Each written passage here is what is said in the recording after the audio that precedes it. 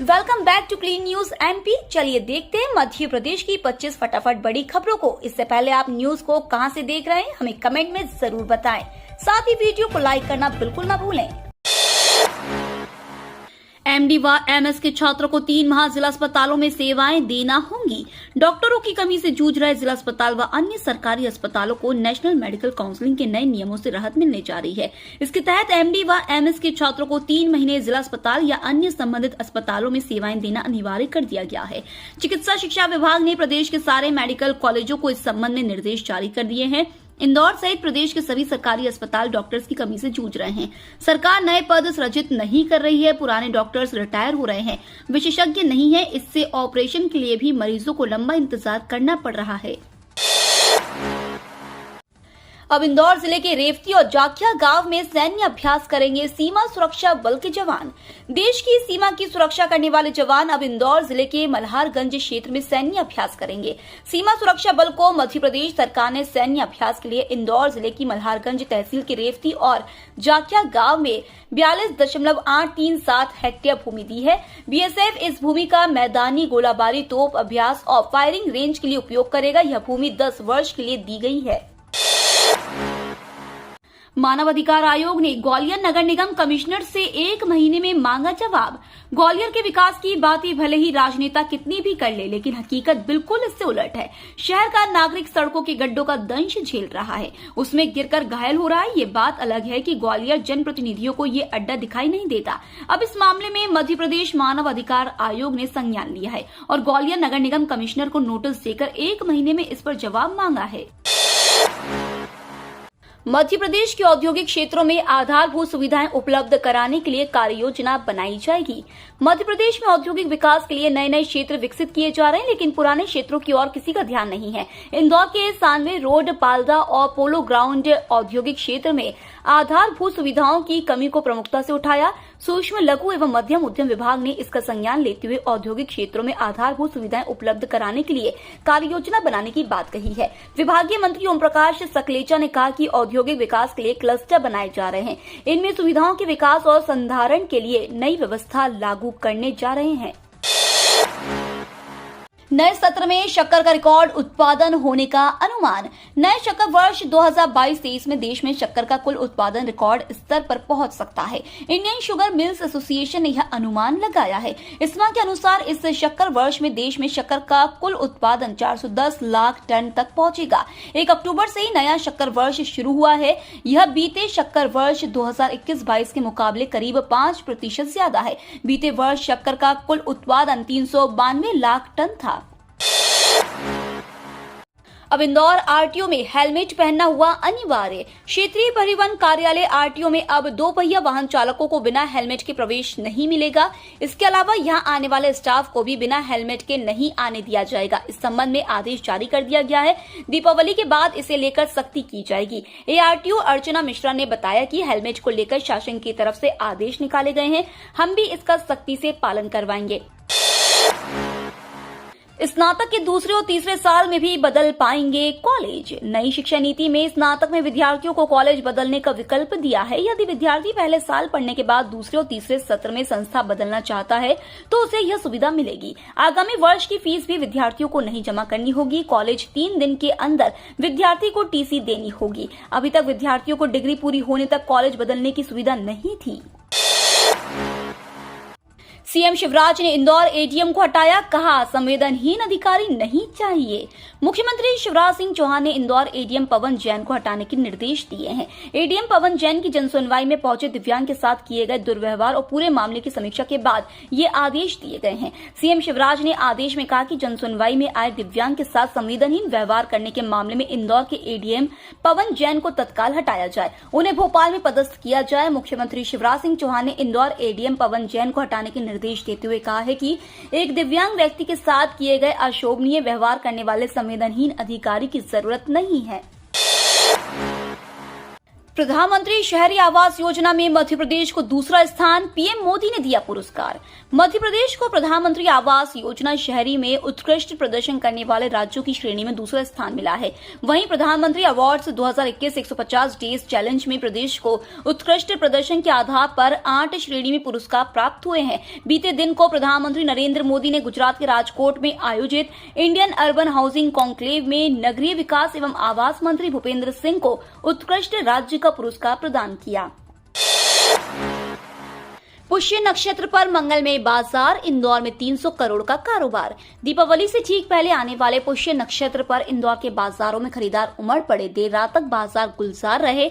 100 साल पुराने सराफा बाजार से लेकर race course, MG road, AB road के नए गहनों के शोरूम में खासी भीड़ दिखी। कार से लेकर 2 पहिया वाहनों की एडवांस बुकिंग के आधार पर खास मुहूर्त में डिलीवरी हुई। खजराना गणेश मंदिर के बाहर नई गाड़ियों की पूजा के लिए कतार दिखी। इलेक्ट्रॉनिक और कंज्यूमर गुड्स की भी जमकर बिक्री हुई। मंगल पुष्य के खास मुहूर्त में करीब 300 करोड़ रुपए की बिक्री का अनुमान लगाया जा रहा है। इसमें 150 करोड़ रुपए का सोना चांदी, 100 करोड़ के वाहन और शेष उपकरणों व इलेक्ट्रॉनिक्स की बिक्री शामिल है। केंद्रीय प्रतिनियुक्ति पर जाएंगे मनोज गोविल, कॉर्पोरेट मामलों के मंत्रालय के सचिव बनाए गए।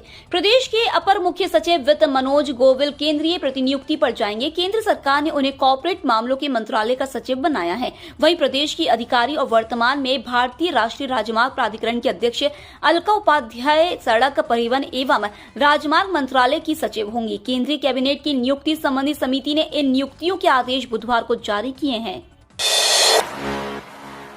मतदाता सूची पर नजर रखने के लिए 65,000 अभिकर्ता नियुक्त करेगी कांग्रेस। अगले साल होने वाले विधानसभा चुनाव के लिए मतदाता सूची के पुनरीक्षण का काम मध्य प्रदेश में 4 नवंबर से प्रारंभ हो जाएगा। इसमें मतदाताओं के नाम जोड़ने, हटाने और संशोधन की प्रक्रिया की जाएगी। इस काम पर नजर रखने के लिए प्रदेश कांग्रेस 65,000 अभिकर्ता नियुक्त करने जा रही है। लाखों पेंशनरों को जल्द मिलेगा तोहफा, महंगाई राहत में फिर 5% वृद्धि संभव। मध्य प्रदेश के 4.25 लाख पेंशनरों के लिए खुशखबरी है। छत्तीसगढ़ के बाद अब एमपी के पेंशनरों की महंगाई राहत में जल्द 5% की वृद्धि हो सकती है। इसके लिए मध्य प्रदेश सरकार ने छत्तीसगढ़ सरकार से अनुमति मांगी है। यदि सहमति मिल जाती तो पेंशनर को प्रति माह 33% की दर से महंगाई राहत मिलने लगेगी। वर्तमान में एमपी के पेंशनरों को 28% डीआर का लाभ मिल रहा है। एक तरफ राज्य सरकार कर्मचारियों के डीए में 4% वृद्धि कर इसे 38% करने की तैयारी में, वहीं पेंशनर के डीआर में भी 5% वृद्धि कर इसे 33% करने जा रही है। वैशाली आत्महत्या मामले में फरार दंपत्ति पर इनाम घोषित, लुकआउट सर्कुलर जारी। टीवी एक्ट्रेस वैशाली ठक्कर आत्महत्या मामले में आरोपित दंपत्ति राहुल और दिशा नवलानी की तलाश में पुलिस की टीम जुटी है। 4 टीमें बनाई गई हैं जो उन्हें महाराष्ट्र, राजस्थान और गुजरात में तलाश कर रही है। आरोपितों के रिश्तेदारों की भी सूची बनाकर उनके घर भी पुलिस दबिश दे रही है। आरोपित पर पुलिस ने 5,000 का इनाम घोषित किया है। साथ ही उनकी विदेश भागने की संभावनाओं को देखते हुए लुकआउट सर्कुलर जारी कर दिया है। होम्योपैथी और यूनानी चिकित्सा की पढ़ाई भी हिंदी में करवाने की तैयारी। एमबीबीएस प्रथम वर्ष में हिंदी में पढ़ाई शुरू होने के बाद अब आयुर्वेद, होम्योपैथी और यूनानी में भी इसे लागू करने की तैयारी है। आयुष राज्य मंत्री रामकिशोर कावरे इसके लिए प्रयास कर रहे हैं। इस संबंध में जल्दी वे प्रस्ताव के साथ मुख्यमंत्री शिवराज सिंह चौहान से चर्चा करेंगे। ग्राहकों को मिलेगी राहत, बैंक के नियमों में होगा सुधार। केंद्रीय वित्त मंत्री ने दिए निर्देश। बैंकों को ग्राहकों के अनुकूल बनाने के लिए केंद्रीय वित्त मंत्री निर्मला सीतारमण ने खास निर्देश जारी किए हैं। यदि आपका भी एसबीआई, एचडीएफसी, आईसीआईसीआई या किसी भी अन्य बैंक में अकाउंट है तो आपके लिए यह काम की खबर हो सकती है। वित्त मंत्री ने बैंकों को अपने सिस्टम को सिंपल बनाने के निर्देश दिए हैं। रोजगार पंजीयन की वेबसाइट शुरू, पर समस्या का समाधान नहीं। रोजगार पंजीयन करवाने के लिए युवाओं को अभी तक समस्याओं का सामना करना पड़ रहा है। पहले तो 20 दिन से अधिक समय तक वेबसाइट ठप रही, जिसने लोगों को परेशान किया, और अब जब वेबसाइट शुरू हुई तो डाटा भरने में परेशानी आ रही है। कुल मिलाकर अभी तक कोई स्थायी समाधान नहीं मिल सका है। पिछले कई दिनों से हालत जस की तस बनी हुई है। संबंधित अधिकारी अभी भी कोई संतुष्टिजनक जवाब नहीं दे पा रहा है। कर्मचारियों को पदोन्नति में आरक्षण पर नई अपडेट, ड्राफ्ट तैयार, जल्द मिलेगा लाभ। मध्य प्रदेश के 3 लाख से ज्यादा कर्मचारी अधिकारियों के लिए अच्छी खबर है। जल्द ही पदोन्नति में आरक्षण पर लगी रोक हटने वाली है। इसके लिए राज्य सरकार ने तैयारियां शुरू कर दी है। मंगलवार को नए पदोन्नति नियम 2022 का तैयार ड्राफ्ट मंत्री समूह के सामने रखा गया। इसे जल्द ही परीक्षण के लिए वरिष्ठ सचिवों की समिति के पास भेजा जाएगा। इसके बाद कैबिनेट में मंजूरी के लिए भेजा जाएगा और फिर नए नियम लागू कर दिए जाएंगे। मध्य प्रदेश में तेज हो रही है आदिवासी वोट बैंक की जोड़ तोड़ की राजनीति। आदिवासी वोट बैंक की जोड़ तोड़ की राजनीति धीरे धीरे तेज हो रही है। विधानसभा चुनाव 2018 में कांग्रेस की ताकत बना जय आदिवासी युवा शक्ति संगठन इस बार किसके साथ होगा यह भी तय नहीं है। जैस ने आज 20 अक्टूबर को धार जिले के कुक्षी विधानसभा क्षेत्र में महापंचायत बुलाई है। इसमें आदिवासियों की मौजूदगी में संगठन तय करेगा कि वह विधानसभा चुनाव में कांग्रेस का साथ देगा या अकेले ही दम पर चुनाव लड़ेगा। सरकार ने दी पोर्टल की सौगात, मिलेगी ये खास सुविधा। पेंशनरों को केंद्र की मोदी सरकार ने एक और बड़ा तोहफा दिया है। पेंशन सुविधाओं का लाभ देने के लिए केंद्र सरकार की ओर से एक पोर्टल की शुरुआत की है जो पेंशन संबंधी कई कामों को आसान कर देगा। यह पोर्टल ipension.nic.in पेंशनर की जरूरतों को वन स्टॉप सोल्यूशन देगा। इस पोर्टल के शुरू होने पर अब लाइफ सर्टिफिकेट जमा करने या फिर किसी अन्य वजह से पेंशनर्स को बैंक जाने की आवश्यकता नहीं होगी। एक ही प्लेटफॉर्म पर पेंशनर्स को सभी सुविधाएं मिल जाएंगी। IRCTC भारत गौरव टूरिस्ट ट्रेन से कीजिए तीर्थ स्थलों की यात्रा। धार्मिक यात्रा पर जाने वालों के लिए IRCTC ने एक शानदार टूर प्लान बनाया है। इस टूर में देश के कई प्रसिद्ध तीर्थ स्थलों की यात्रा पर्यटकों की कराई जाएगी। IRCTC ने इस टूर का शेड्यूल जारी कर दिया है। ये टूर भारत गौरव टूरिस्ट ट्रेन से जाएगा। IRCTC ने भारत गौरव टूरिस्ट ट्रेन से पर्यटकों को देश के कुछ प्रसिद्ध तीर्थ स्थलों की यात्रा कराने का प्लान बनाया है। 27 साल बाद आकाश में फिर होगा नक्षत्रों का अनोखा संयोग। कार्तिक कृष्ण अमावस्या 25 अक्टूबर को सूर्य ग्रहण चित्रा नक्षत्र में विश्वकुंभ योग और नागकरण में पड़ रहा है। ये ठीक 27 वर्ष पहले 24 अक्टूबर 1995 में इसी नक्षत्र और योग में पड़ा था। फर्क बस इतना है कि 27 वर्ष पहले सूर्य ग्रहण सूर्योदय के समय था, अब सूर्यास्त के समय ग्रहण लगेगा। दिवाली से पहले फिर बदलेगा मौसम, ठंड की दस्तक जल्द। मध्य प्रदेश में दिवाली के बाद ठंड की दस्तक होगी, लेकिन इसके पहले बंगाल की खाड़ी में आज 20 अक्टूबर को कम दबाव का क्षेत्र विकसित हो रहा है जो 21 अक्टूबर से आगे बढ़ेगा। यदि यह उत्तर की ओर बढ़ता है तो मौसम में बदलाव देखने को मिल सकता है। कहीं कहीं बारिश भी हो सकती है। पिछले 24 घंटे में बैतूल और धार में बारिश दर्ज की गई। MP मौसम विभाग के अनुसार वर्तमान में बंगाल की खाड़ी में चक्रवाती घेरा बना हुआ है जो अगले 24 घंटे में कम दबाव के क्षेत्र में तब्दील होगा।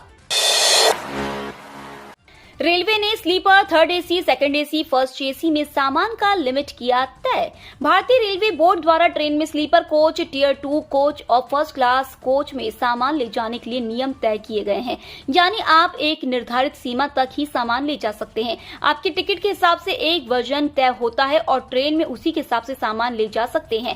अगर आप इससे ज्यादा सामान ले जाते हैं तो आपको भारी भरकम जुर्माना देना पड़ सकता है, जिससे आपको जेब काफी ढीली करनी पड़ सकती है। शिवराज सरकार की बड़ी तैयारी, राशन की कालाबाजारी पर लगेगी रोक, पात्र हितग्राहियों को मिलेगा लाभ।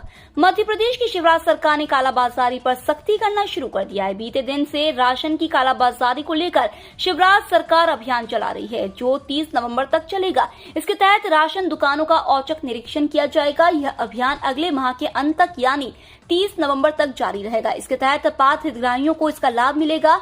एक देश एक राशन के तहत किसी भी उचित मूल्य दुकान से राशन प्राप्त करने में हितग्राही को सुविधा मिलेगी। ये तो थी आज की 25 फटाफट बड़ी खबरें। अगर आपको न्यूज पसंद आई हो तो चैनल को सब्सक्राइब करना ना भूले। धन्यवाद।